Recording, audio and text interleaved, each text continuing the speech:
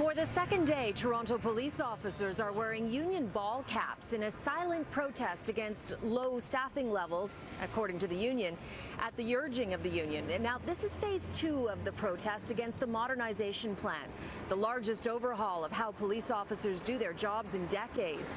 And the plan's goal is to be more efficient and trim back the billion-dollar police budget. It calls for the closing of some divisions, keeping cops out of stations and in communities with more high-tech equipment, and diverting 911 calls if they are not crucial. Now, the modernization plan also calls for a culture of change, but as you can see from that viz of the police wearing ball caps, there is some resistance to that.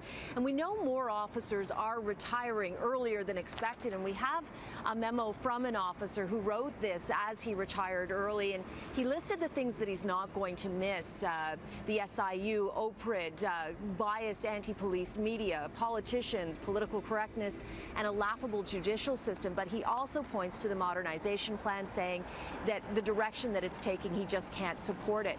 So obvious discontent within some amongst the police rank and file. And earlier we were talking to an expert of change and asking how you change culture. And he said the one thing that the chief needs to do is talk and listen to the officers. And it seems the chief is trying to do exactly that.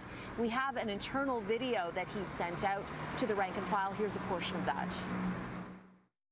Many of you are wearing ball caps because you have been told that the command is not listening or taking action. I have just made it clear to you that as a command, we do listen and we always take action. In the spirit of solidarity, I will allow you to wear the caps for a short period of time. My commitment to you has always been and will always be to keep my door open to you, to listen to you for your ideas, your concerns, and any questions that you may have. Toronto is the safest city in North America, and it's thanks to you.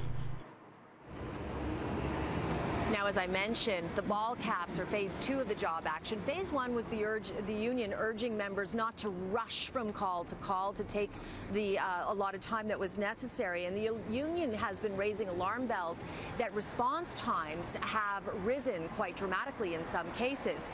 Well, today, Toronto police tell me that the response times actually have not changed, according to them.